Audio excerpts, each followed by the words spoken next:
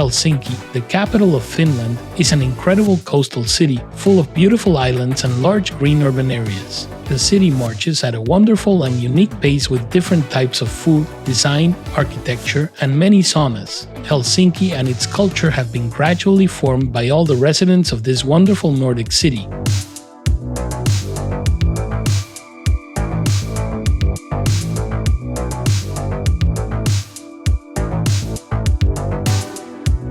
Known as the Fortress of Finland, Suomenlinna stretches across a group of car-free islands connected by different bridges. This UNESCO World Heritage Site was originally built in the mid-18th century by the Swedes and was called Spiborg, but over time it adopted its new name. Suomenlinna is a very visually attractive and historical place. There are several museums, bunkers and fortress walls and Finland's only remaining submarine from World War II. In the main dock of Suomenlinna is the barracks of the Embarcadero or Rantakasarmi. It is one of the best preserved buildings of the Russian era. It has a small exhibition and many of the visits to the island depart from here.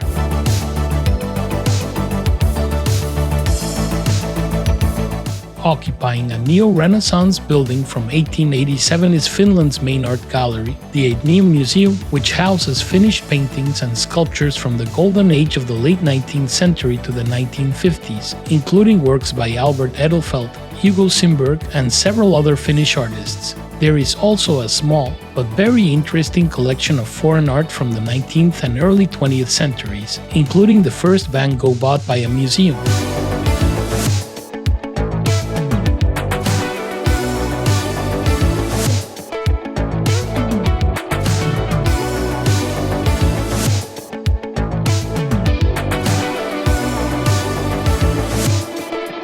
It is very likely that there are not many churches in the world like this. The Temppeliaukio church was the result of a design competition, won by the Suomenlinna brothers, who inaugurated the work in 1969.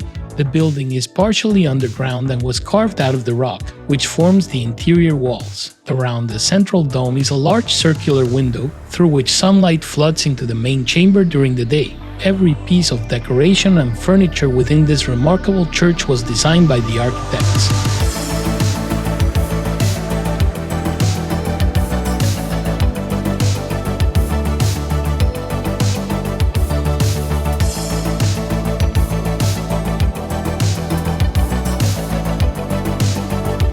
The Sibelius Monument, in honor of the national composer Jean Sibelius, was the result of a public fundraising campaign and competition. During the stages of the competition, the project provoked a public debate, since the Finnish population was divided into two parts: the conformists, who wanted a small figurative monument, and the modernists, who wanted an abstraction. The first abstract public monument in Finland was finally unveiled in 1961. It was designed to embody the spirit of Sibelius's music, but its abstract form led many critics of the statue to comment that it did not directly honor the composer. For this reason, a large bust of Sibelius was added to the foot of the monument so that viewers would not be confused.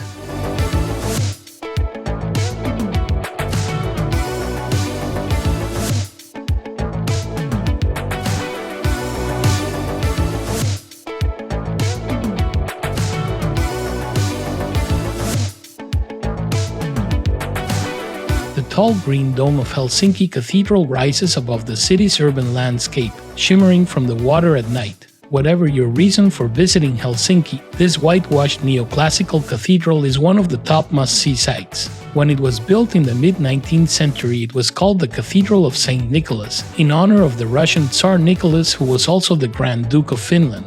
After Finnish independence in 1917, it simply became Helsinki Cathedral.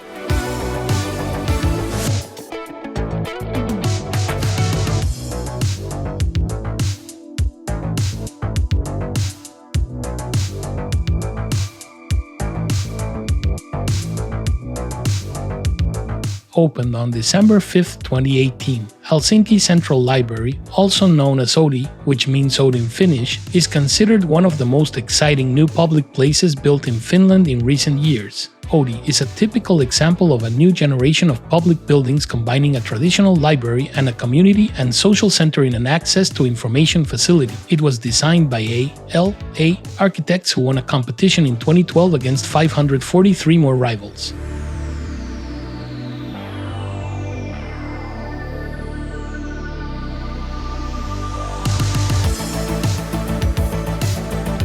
Located in Katajanaka, one of the upscale areas of Helsinki is the Uspenski Cathedral, the largest Orthodox church in Western Europe. From the outside, the origins of the church are unmistakable when you see its red brick towers and golden domes.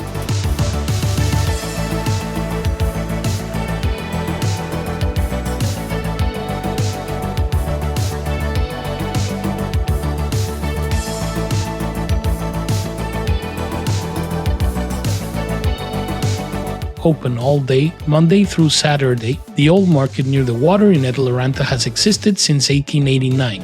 Before that, there had never been a permanent building for Helsinki markets, which were open air and located in different squares. It is an impressive Byzantine Renaissance building that is worth visiting even if you don't need to make any purchases.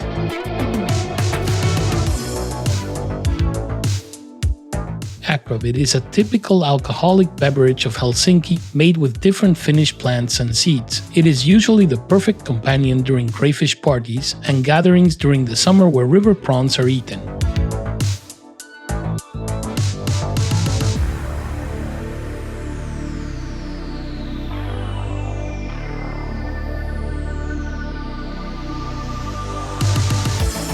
The best way to know the history and all the past of the country is in the National Museum of Finland. The museum contains the Finnish treasures, 9 rooms where jewels, coins, medals and armor are exposed, in addition to exposing how Finnish culture and society developed during the Middle Ages before it became part of the Swedish kingdom and then the Russian Empire. There are also intriguing exhibits covering the country's earliest civilizations, including a Neolithic stone and an Iron Age burial.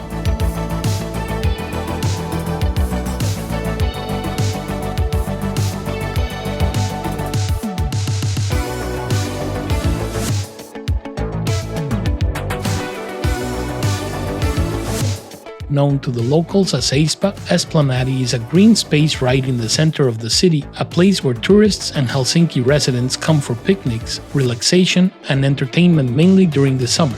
At this time of year, the space in front of Cafe Kapali is the Aespa stage, an open-air venue with an exciting program of shows and live music performances.